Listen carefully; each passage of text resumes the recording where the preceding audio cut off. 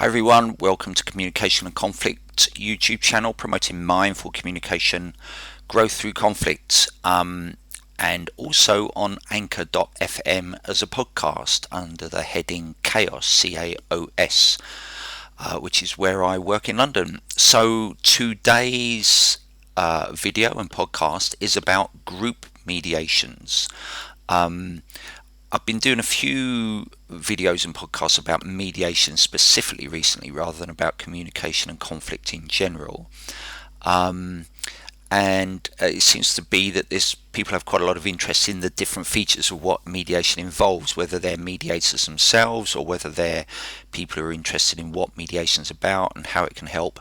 So I thought today I'd talk about group mediations. So group mediations are things I've done quite a few of, all sorts of different contexts, within charities. Maybe a charity as a whole is having a range of difficulties amongst the volunteers, the staff and the board of trustees, or between two particular religious groups. There was a time when the use of some space within a public sector building was causing some concern. People who put the tables and chairs out within another public sector organisation. I won't speak about any particular cases because obviously it's all confidential, but I can give you a general idea of different scenarios where I've provided group mediations. So really it can be any kind of context where people have fallen out, as hopefully those three quite different examples would indicate.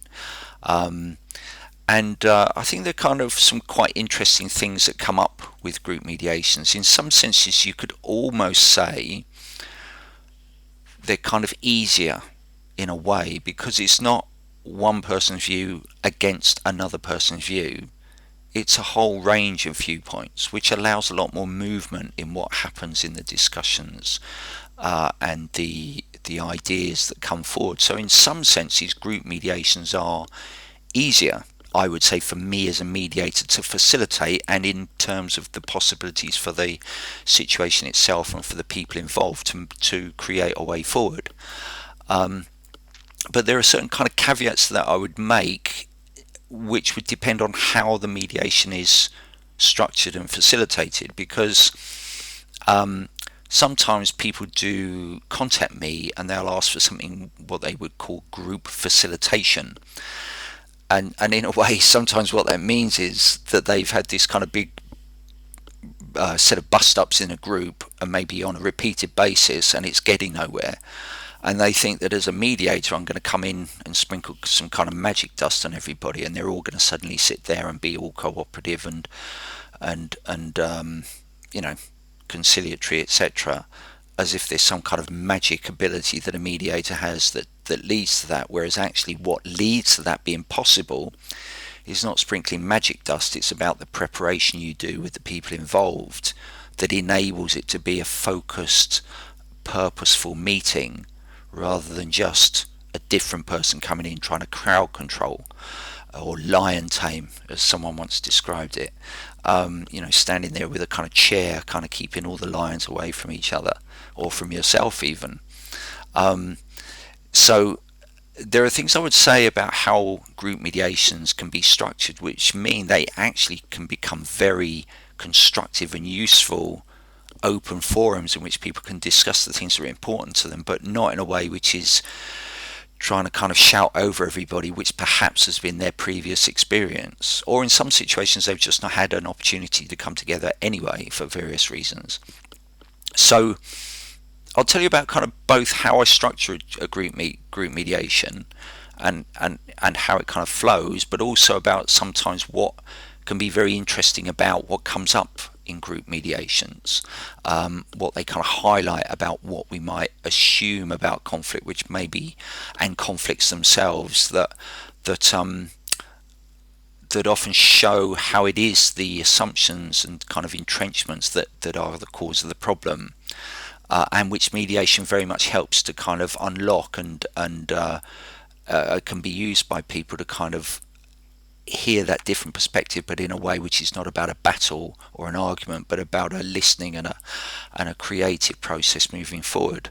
So the first thing I would say is I would always want to meet individually with the people who would attend any group meeting. Now, some people think, oh my gosh, that's so much work, but it's actually significantly beneficial and impactful for the people who may or may not choose to then go on and participate in the joint meeting, because it's important that people who attend are there with an understanding of the purpose and an expectation of them to be wanting to be contributory towards a way forward. So I meet with people individually, and I do what I would always do in any initial meeting, whether it's for 2 people or 15 people, is that I listen, give them a chance to talk through their view of the situation. I'd explain to them the structure of the joint meeting, which again in many ways is no different to how I would structure a 2-person meeting. It's about always giving space to people to be heard, and then moving into a clarification of what's important for people present, and then a chance to actually have an open discussion about that.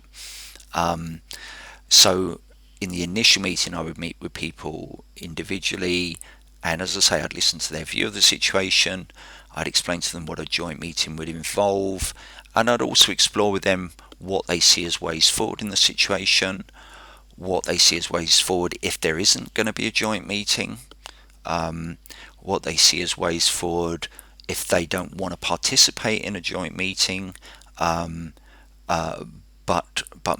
things they might be able to do themselves anyway to support themselves in the situation or contribute to resolution, whether they take part in a joint meeting or not, what they might do if someone who they want to be at the joint meeting doesn't eventually turn up. So sometimes people have got particular problems with particular people in the group, and actually that's almost always the case. It's very rare that everyone's got a problem with everybody else in the group. It's just certain individuals, maybe with 2 or 3, etc. I'll say a bit more about that in a minute, what often comes up in those initial meetings. But the point about it being that it's explaining the purpose of the joint meeting, rather than that it's just all going to be going into like a gladiatorial arena, that it's not for that kind of purpose, where there's the last person standing at the end of it with the bloody sword in their hand, etc. It's not going to be like that. It's going to be a kind of a process where people are going to be given a chance to speak and be heard, and to then create together ways forward. Now, a lot of people, when they first they're involved in such situations, they think there's no chance that's going to happen. But that's because they're used to having meetings where it is very gladiatorial and adversarial, and it is who shouts loudest. And so a lot of people are feeling that, there's only 3 or 4 people who ever say anything, and they're usually arguing with each other anyway, so they don't see much hope for a joint mediation meeting. But sometimes the very experience of having the initial meeting means that they get a chance to voice a lot of the things they would have wanted to say in the previous meetings that haven't gone well.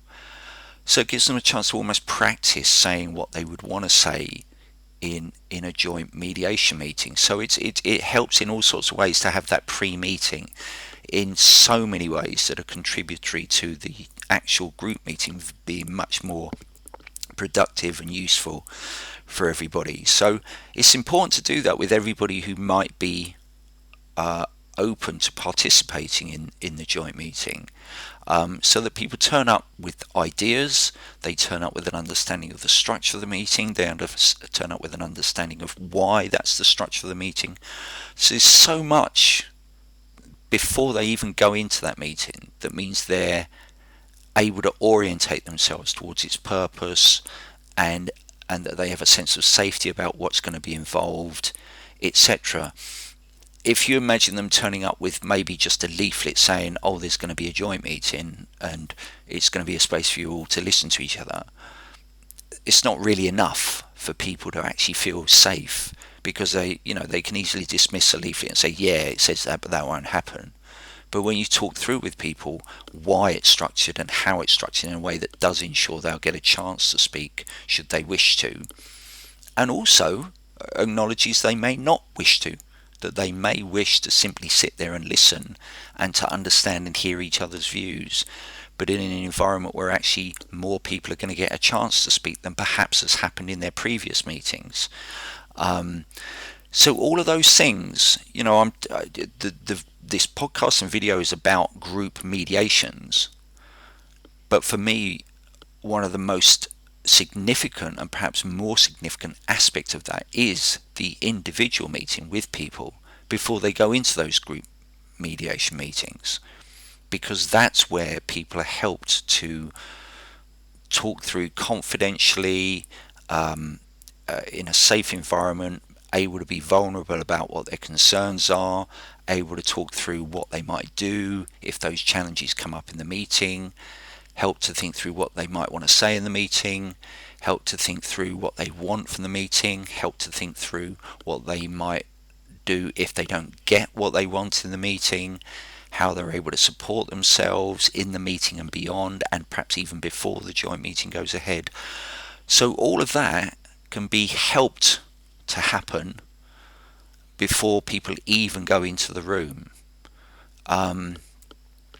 So as I say, I'm talking about group mediations, but I would say one of the most significant aspects of a group mediation is that individual meeting with people before they go in, so that then it's not about crowd control. It's not about trying to keep a lid on people getting angry and trying to shout over each other, because they understand that it's a meeting where that's not going to be accepted, and that's not going to be accepted by anyone. So if everybody understands it before they go in, they're all understanding what their mutual expectations are of each other. But before I even go into the joint meeting itself, I want to kind of highlight what often then comes up, having met all the people in a group who are considering attending a joint meeting. And one of the things that comes up is that always, in my experience, what has been said about the problem before the mediation process has started does not actually pan out to be what people say the problem is in the initial meetings. So quite often there will be perhaps an identified difficult person, or maybe difficult 2 or 3 or 4 people in a group of maybe 12 to 15, something like that. And it might be that person or that group are seen to be particularly challenging in some way, maybe have been called a bully, or maybe are called disruptive, or maybe are called kind of resistant to change or something like that, or perhaps dismissive of other people. So all these kind of different descriptions will come up about usually a small group in particular, and the concern being about how that affects the wider group.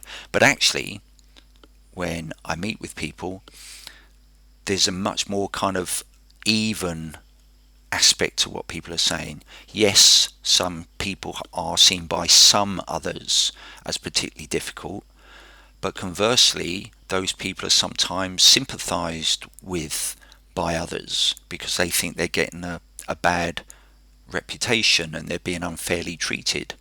Whereas often it will have been portrayed at the start that actually everybody thinks this person's bad, but that's obviously the perspective of the person who's told me about the situation, initially perhaps the referrer. So there's often a very different perspective of the situation to the one that's presented.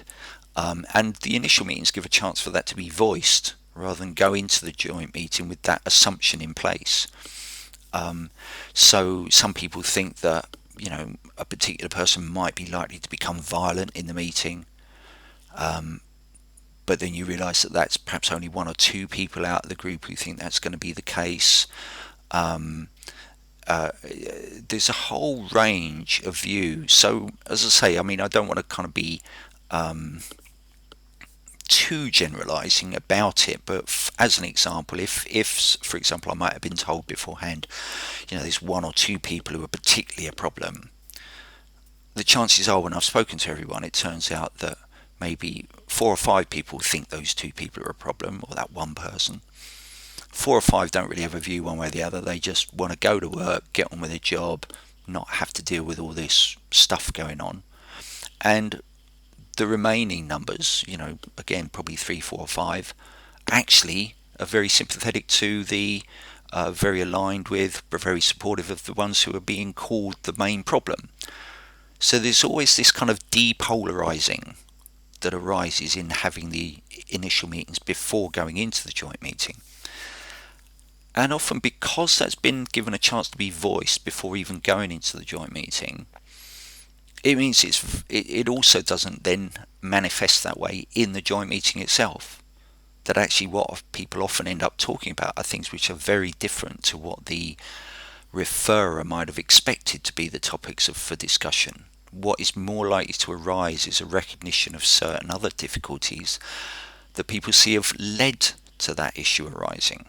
So instead of it being a kind of a surface level argument about particular individuals, it's more likely to be that people are understanding why and talking about why those problems have arisen in the first place.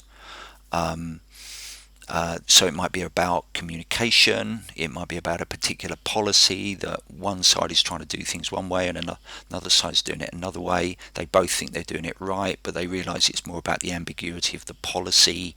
So then they're able to talk about the policy rather than about each other. It might be, in some situations, it might be, I'm kind of thinking through the group mediation I did about a religious group having a concern about a shared space that they were using. It's often simply that they just haven't felt that they've had a chance to be heard, and that's it. That there hasn't been a recognition or an understanding of what their concerns are, and things have happened without people really understanding why it's a problem for them. And in that, in a situation like that, the very having of a mediation was quite reassuring and reaffirming for people. Just the very fact that people were recognizing that they had a concern was almost in itself enough for things to be better. But obviously what they were able to do was go on and create answers to the situation, having been heard and having been listened to. So sometimes that's actually all it provides, but in more kind of entrenched and more polarized and more difficult, and perhaps even in some cases even having had some kind of violence or other gross misconduct happening, or allegations of bullying, etc. In those situations, group disputes give an enormous opportunity for people to actually come together as a team, as a group, and to have a shared discussion, but in a way that they've all signed up beforehand to being committed to creating a way forward, so that they understand beforehand through the initial meeting individually with them that it's not a meeting where it's about a winner and a loser, a group that's in the wrong and there being evidence presented as to why they're in the wrong and the other ones are right, etc. And they're not being like a decision in favour of or against at the end. So it's not about that. So they understand that it's a chance to be able to say some difficult things, but always with a view to saying, and this is what the problem is and how we're going to move forward. So there's amazing things can come from group mediations that I think often don't get recognised. But as I say, I think it's really important, if they are going to happen like that, that the lead up to them is as important, if not more important, than the actual meeting itself.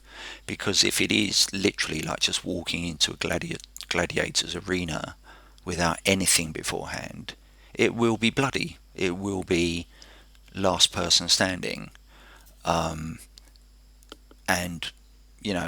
there won't be much that changes. In fact, it could even make it worse. And all because there isn't a kind of a recognition that actually sometimes people just need to have some space to stop and think, well, what is going to help this move forward? Rather than only be thinking, oh my God, it's another meeting. How am I going to defend myself? Or how am I going to attack in a way that means I win? Because it's set up in a way which is just not conducive to a useful conversation. And in turn, what that usually means is people start accusing personalities rather than looking at the structure of the meeting itself and why the meeting doesn't support effective communication and creativity. It just supports entrenchment instead. But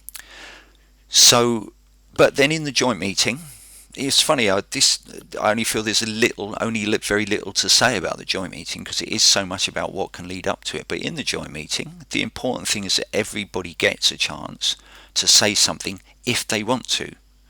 So it mustn't be imposed on them. Some people may want to not say anything at the start, but they all get a chance to say their perspective on the situation at the start. And you can imagine that in a group of 15, that could take quite a long time. Um, but in a sense, that listening to each other, hearing each other's perspective, but without being interrupted, without it turning into a conversation, because that can come later. But the opportunity for everybody in the room to say their perspective and be listened to, for many people in the group, will have been the first time they've had a chance to do it. And what I do always anyway as well, which you might think, well, gosh, that takes even longer. But I would then usually, I will always do a summary back to people after they've spoken of what I think they've said, so that they can be clear they've said all that they want to. Now, again, some people might say, well, that'd take for ages, forever. But actually, that being heard, that being listened to, feeling that you have had a chance to speak, that no one's interrupted you, no one's tried to tell you you're wrong, even if they think it, they're just listening during that uninterrupted time.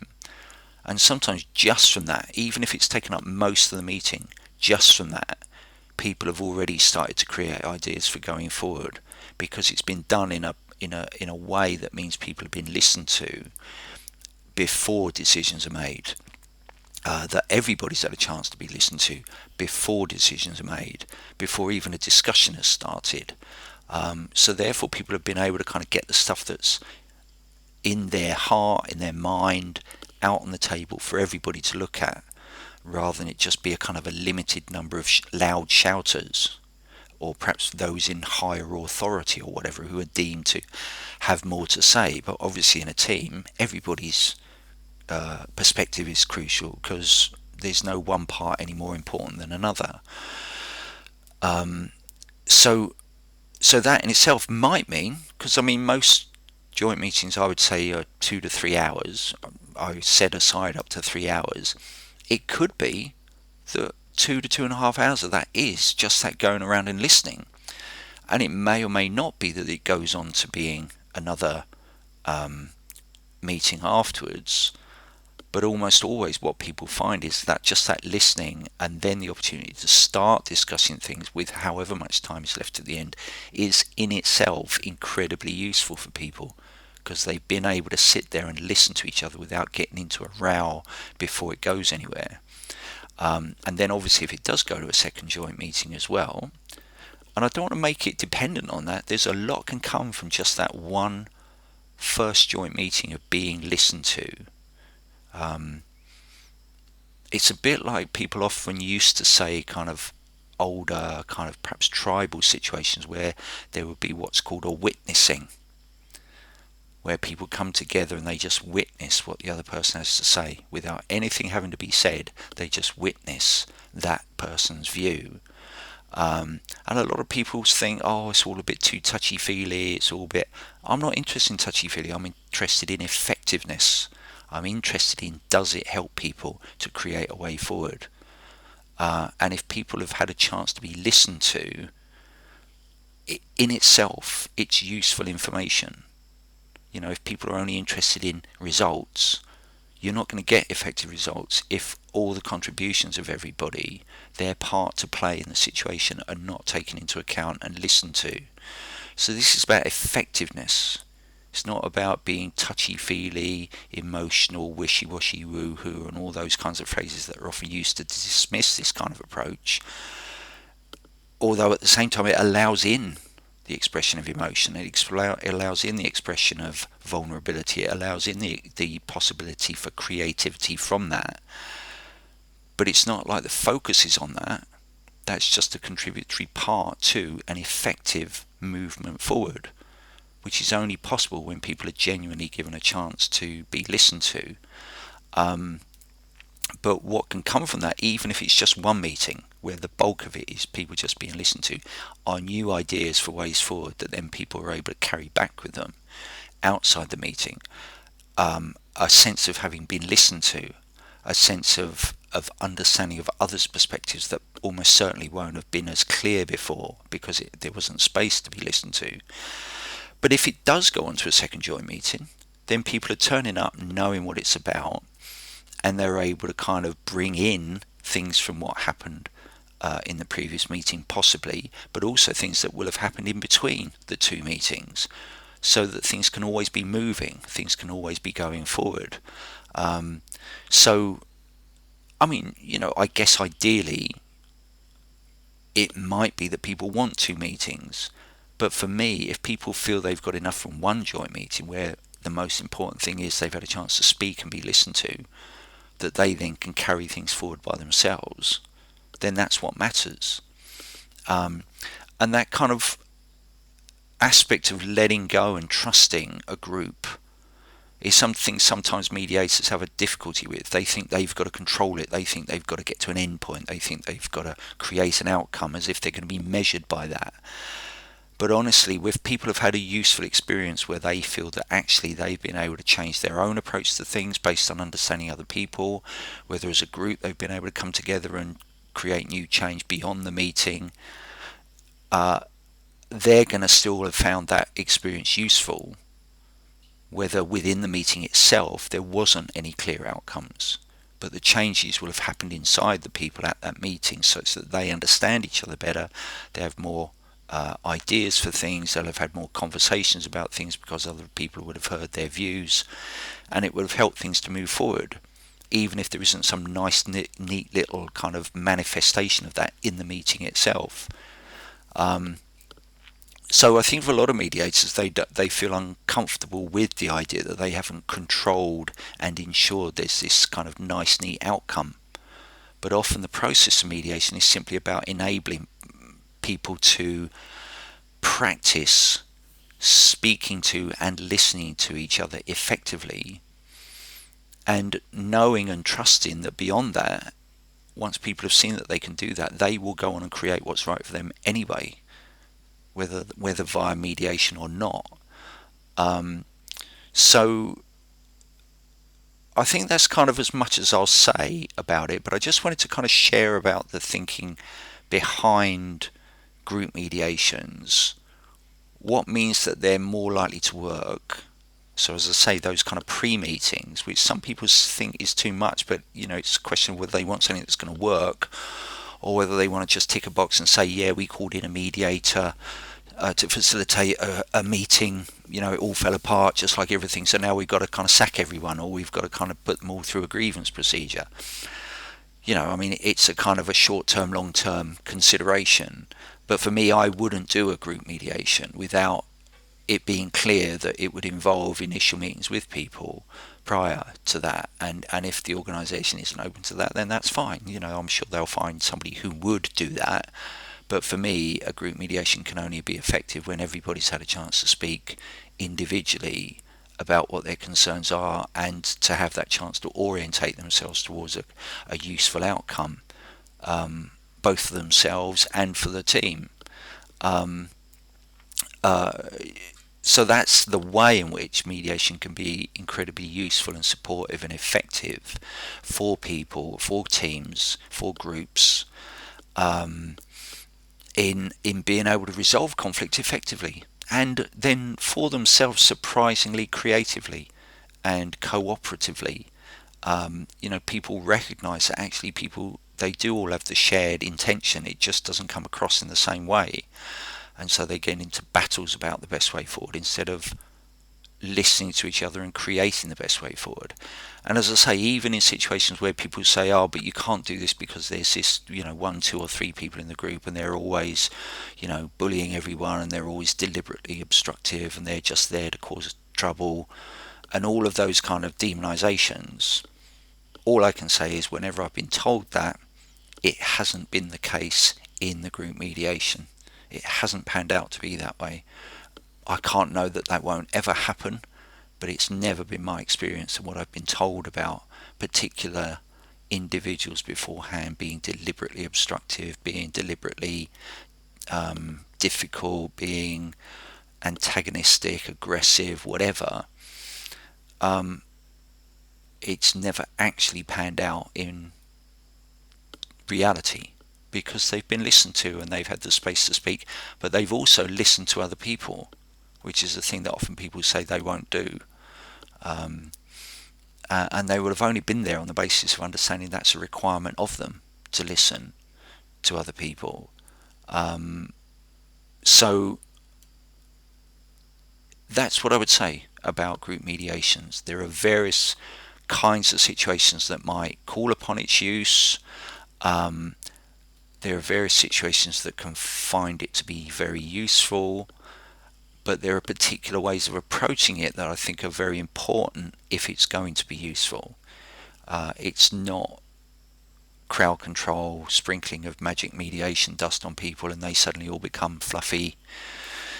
It's about a structured, considered, thought through approach which is underpinned by particular principles of practice, which many of you will know kind of underpin the practice that I use at CAOS, and that I train people in using.